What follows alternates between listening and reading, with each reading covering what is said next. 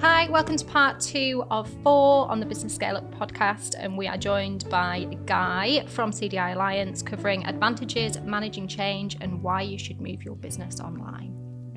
What does all of that mean for the business at the end of the day? How does that progress? How does that help the business to grow, and where does that come in? I think the more time you can replicate, find something that works and replicate. It's a standard business thing, isn't it? Okay. Find a product, find a service. I've got clients. Let's replicate it. Let's do it again, because that's the easiest thing to do.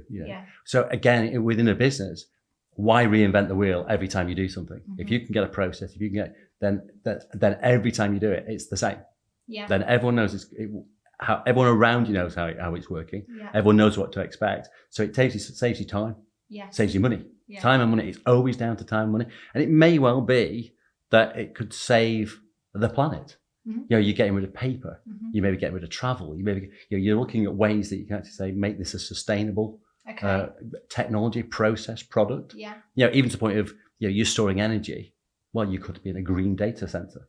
There's lots of ways you can do this. So there can be many advantages of getting your processes right, then look at the technology on top, and then just sort of nailing it. So everyone actually knows, I'm at point A, I'm at 1, 2. Yes. Guess what? It just follows a process. Yeah. It means they're free in their mind to do whatever the day job is, to do whatever the real thing is. Yeah, I think that's one of the biggest things that, I've experienced personally, and from hearing from clients as well, it's that how can you remove any pressure or stress that is causing them to lose sleep at night? So what is it that you need to remove from your day that is on your mind at night? And sometimes I've heard people, consistent, a lot of it comes down to consistency. Is everybody in the business doing the process in the same way? So is every client and every customer having the same experience? Absolutely. And that is a big plus from this kind of project. Yeah, there's another equation I use. Not that I use a lot of equations, but I met who was it? It was a psychologist that worked with the rugby league club. Wow, that's a bit odd, isn't it? Yeah, but nice. A sports psychologist, and one of the things he gave, so he's got the equation. I just borrowed it, and it was the idea that performance, the actual performance of that athlete equals their potential, their absolute best, minus distraction.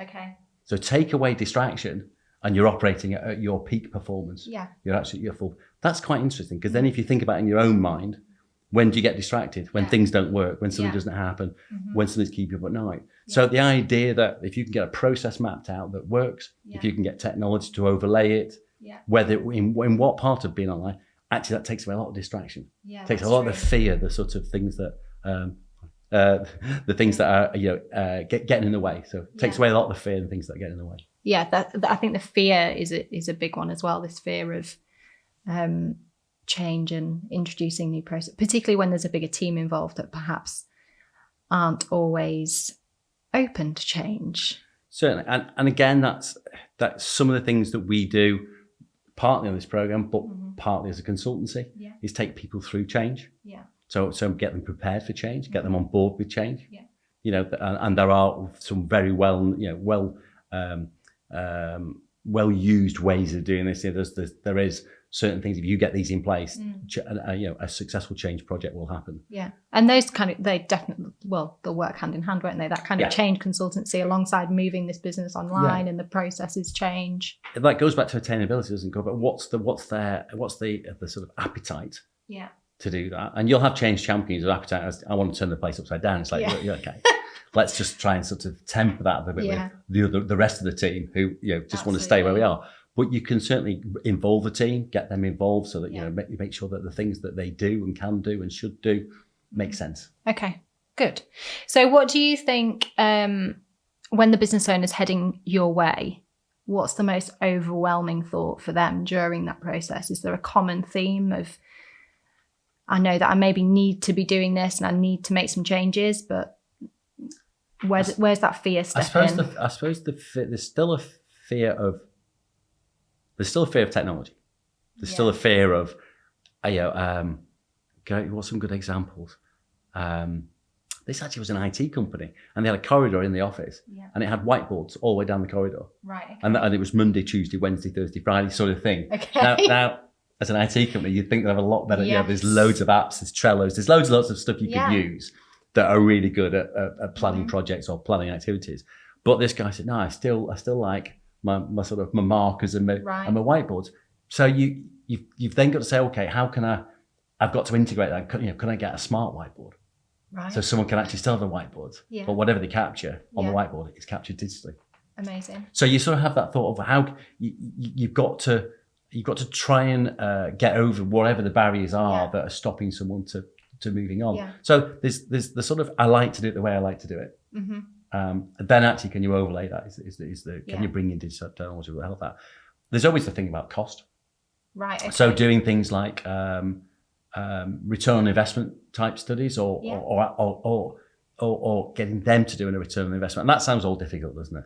It's not difficult. What's the question? What technology are you using on? What's the apps you're using on? And how much are you paying? And I think simple, one of the biggest things from the return on investment side of things, for me in particular, when I had the business, and the thing that kept me up at night was, what if I'm in an accident and I can't turn up tomorrow? And what if I was the person responsible for putting the information on that whiteboard and I couldn't get there for 3 months?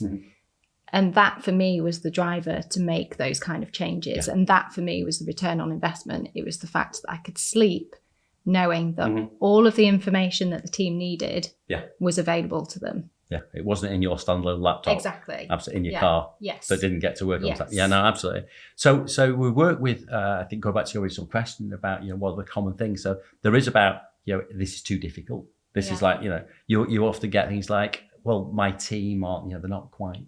And actually, sometimes that's a generalist. Actually, the team are probably a lot more savvy than you think they are. Yeah, they're probably, just, they're just keeping it. They're just working the systems that you've got. They're working the way you want to work.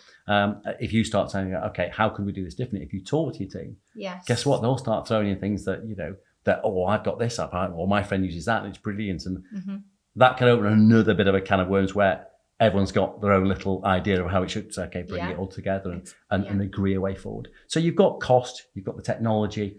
You've got that, I'll spend more time it's going to take me more time. Yes. Well, okay, there is probably an investment of time in that change period that you put in. But once you've invested in that, it will keep repeating every time you literally, whenever you're using it, if you know it's going to be 10 times quicker, then guess what?